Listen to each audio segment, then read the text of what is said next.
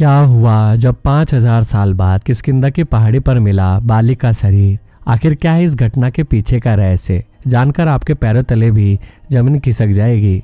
किष्किंधा के राजा बाली भगवान इंद्र के पुत्र थे। भगवान ब्रह्मा से जो उन्हें वरदान मिला था, उस वरदान के लिए वो बहुत प्रसिद्ध थे। बाली को यह वरदान मिला था कि वह जिसके साथ भी युद्ध करेगा उसकी आदि शक्ति बाली में समा जाएगी।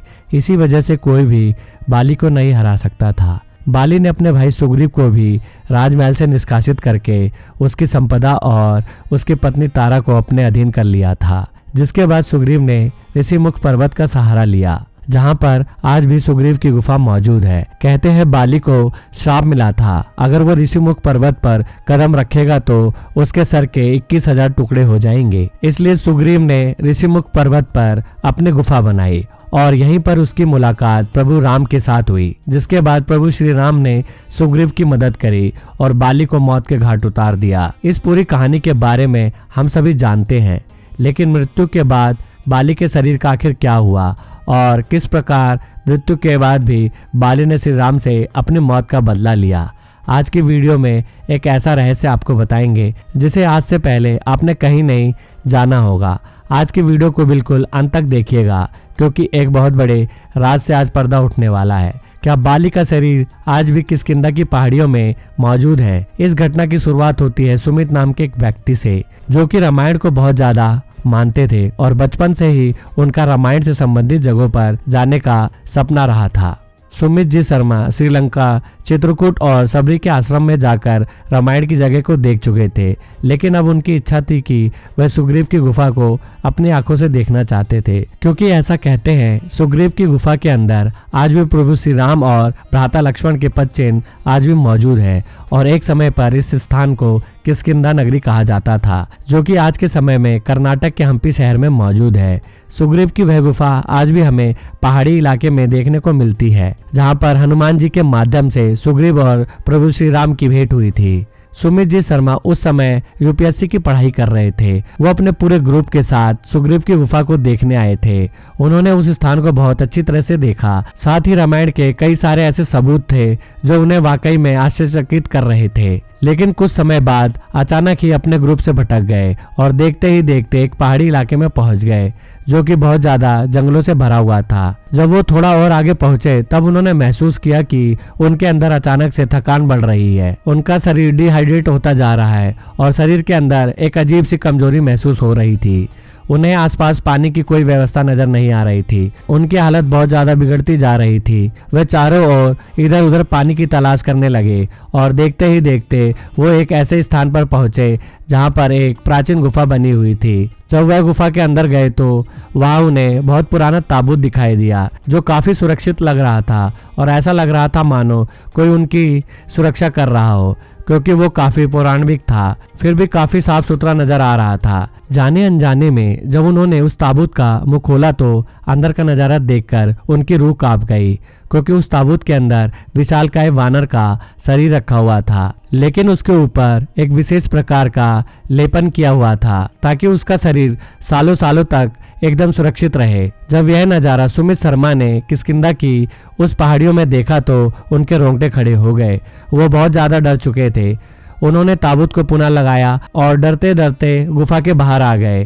थोड़ा बहुत परिश्रम करने के बाद वह पुनः अपने दोस्तों से मिले और यह सारी जानकारी अपने दोस्तों को बताई। तभी सुमित जी ने महसूस किया कि जैसे ही वे पुनः सुग्रीव की गुफा वाले इलाके में आए, उनका स्वास्थ्य अपने आप सही हो चुका था। उनके कुछ दोस्त पुनः उन्हें लेकर उस क्षेत्र के लिए रवाना हुए, क्योंकि वह सभी उस ताबूत को अपनी आंखों से देखना चाहते थे। सुमित जी के साथ उनके दोस्त जब उस जंगली क्षेत्र में पहुंचे तब अचानक सभी की तबीयत बहुत ज्यादा खराब होने लगी। सभी डिहाइड्रेशन का शिकार हो गए और पानी इधर उधर ढूंढने लगे। जब पानी की कोई व्यवस्था नहीं हुई तो पुनः वह सुग्रीव की गुफा के इलाके में आ गए। अब सभी के मन में एक ही ख्याल आ रहा था, आखिर उस क्षेत्र में जाने के बाद सभी की तबीयत खराब क्यों हो जाती है? आखिर किष्किंधा के उस जंगली इलाके में ऐसी कौन सी नेगेटिव एनर्जी है जो शरीर की सारी ऊर्जा को खींच लेती है? तभी वहां से एक दिव्य साधु महाराज गुजर रहे थे। जब उन्होंने सुमित और उनके दोस्तों की बात सुनी तो वह हैरान रह गए, लेकिन वह इसके पीछे की सच्चाई बखूबी जानते थे। उन्होंने सुमित जी शर्मा और उनके दोस्तों को सच बताते हुए कहा कि उस क्षेत्र में जाना यानी अपनी मौत को बुलावा देना है, क्योंकि जिस स्थान पर तुम पहुंचे हो वहां से कोई भी लौटकर नहीं आया है, क्योंकि उस गुफा के अंदर आज भी राजा बाली का शरीर रखा हुआ है, जिसकी सुरक्षा आज भी गोखुर वंश के लोग किया करते हैं। बाली को एक वरदान प्राप्त था, जो भी उसके साथ युद्ध करता था या जो भी उससे आंखें मिलाता था, उसकी आधी ताकत बाली में समाहित हो जाती थी। आज उस क्षेत्र पर भी बाली का असर देखने को मिलता है।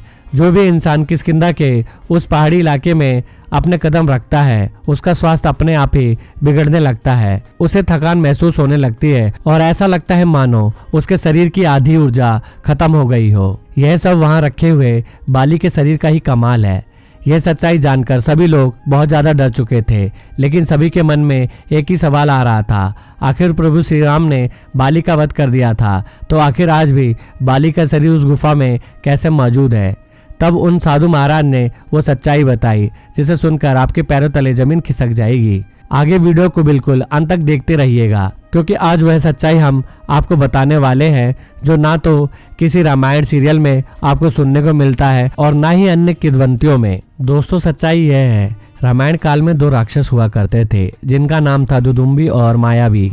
यह दोनों ही राक्षस दानवमय और हेमा के पुत्र थे। रावण की पत्नी मंदोदरी के भाई थे। दुदुम्बी जो मायावी का छोटा भाई था, उसे अपने बल पर इतना घमंड था कि वह समुद्र को भी युद्ध की चुनौती दे बैठा। तब समुद्र ने कहा कि मैं अपनी मर्यादा नहीं लांघ सकता, इसलिए तुम पर्वत से जाकर युद्ध की याचना करो। तब दुदुम्बी ने हिमालय को युद्ध की चुनौती दे डाली। हिमालय को क्रोध तो बड़ा आया, लेकिन उसने भी अपने आप को लड़ने से रोक दिया और कहा कि तुम बाली के पास जाकर युद्ध करो। तब दुदुम्बी बाली के पास आया और उसे युद्ध के लिए ललकारा। दुदुम्बी के शरीर में 1000 हाथियों का बल था, इसलिए वह खुद को अजय ही मानता था, किंतु उसे बाली की शक्तियों का अंदाजा नहीं था। बाली किसी की भी चुनौती अस्वीकार नहीं किया करता था, इसलिए वह दुदुम्बी से लड़ने आया। तब दुदुम्बी ने एक महर्षि का रूप लेकर बाली के ऊपर आक्रमण किया, लेकिन बाली ने शीघ्र ही उसका वध कर दिया, क्योंकि दुदुम्बी की आधी शक्ति बाली में समाहित हो चुकी थी और उसके शरीर को अपनी शक्ति लगाकर इतना दूर फेंका कि वह 1 योजन दूर ऋषिमुख पर्वत पर जा गिरा। उसके शव से जो रक्त निकला वह मतंग मुनि के आश्रम में जा गिरा और क्रोधित होकर उन्होंने बाली को श्राप दिया कि अगर ऋषिमुख पर्वत पर वो कदम रखेगा तो उसकी मृत्यु हो जाएगी। जब मायावी राक्षस ने अपने छोटे भाई की मृत्यु का समाचार पाया तो वह बाली से लड़ने पहुंचा, जिसके बाद दोनों ही युद्ध करने के लिए एक गुफा में चले गए। गुफा में प्रवेश करने से पहले बाली ने सुग्रीव को निर्देश दिया कि वह एक निश्चित समय तक गुफा के बाहर ही प्रतीक्षा करे और अगर 15 दिन तक मैं बाहर नहीं आया तो मुझे मृत मानकर राज सिंहासन हासिल करे। इसके बाद सुग्रीव ने 1 महीने तक गुफा के बाहर इंतजार किया, लेकिन बाहर बाली नहीं आया। गुफा से जब खून को बाहर निकलता सुग्रीव ने देखा तो उसे लगा बाली का वध हो चुका है। उसने गुफा के द्वार को बड़े पत्थर से ढक दिया और पुनः किष्किंधा जाकर राज सिंहासन पर बैठ गया। लेकिन उस युद्ध का परिणाम कुछ ऐसा निकला कि बाली ने मायावी को हरा दिया था। जब बाली पुनः अपने राज्य में लौटा तो उसने सुग्रीव को राज सिंहासन पर देखा तो उसे बहुत क्रोध आया और उसने सुग्रीव को राज्य से निकाल दिया।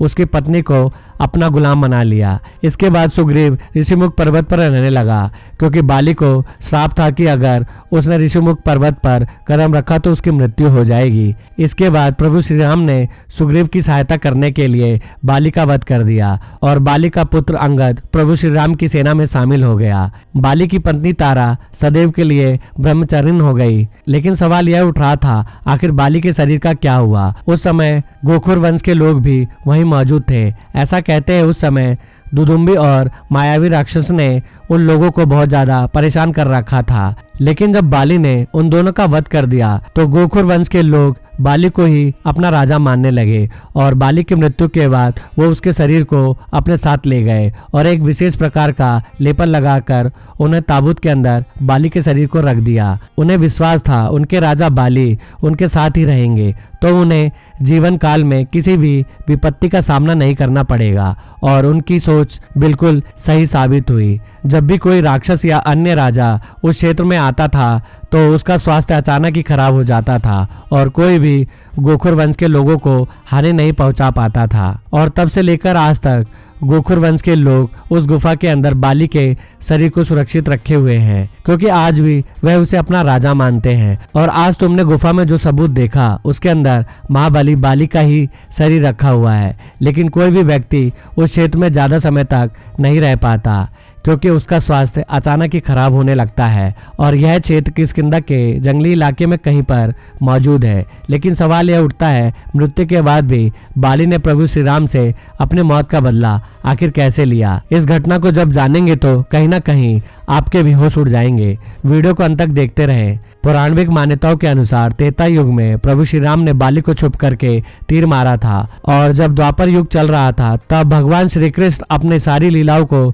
संपूर्ण कर चुके थे। तब वह पेड़ के नीचे बैठकर बहुत ही सुंदर और मधुर आवाज में बांसुरी बजा रहे थे। तभी जरा नाम का एक शिकारी उस जंगल में शिकार करने के लिए पहुंचा। वो हिरण का पीछा कर रहा था। तभी जरा नामक उस शिकारी ने भगवान को हिरण समझकर उनके ऊपर तीर मार दिया, और यह तीर भगवान श्री कृष्ण के पैर में जाकर लगा। जब जरा नामक उस शिकारी ने देखा कि उसने हिरण को नहीं बल्कि साक्षात भगवान श्री कृष्ण को तीर मार दिया है, तो उसे बहुत ज्यादा गिलानी होने लगी। वह फूट फूट कर रोने लगा। उसे अपनी गलती का पछतावा होने लगा। तब भगवान ने उसे सांत्वना देते हुए कहा कि तुम्हें चिंता करने की या घबराने की कोई बात नहीं है, क्योंकि त्रेता युग में तुम्हारा जन्म बाली के रूप में हुआ था, और उस समय छुपकर मैं तुम्हारे ऊपर तीर चलाया था, और आज यह तुम्हारा पुनर्जन्म है जरा शिकारी के रूप में। आज तुमने छुपकर मेरे ऊपर तीर चलाया और आज हिसाब बराबर हो गया। कहते हैं भगवान कभी किसी का एहसान नहीं रखते, और जरा नामक शिकारी से अपने पैर पर यह तीर खाकर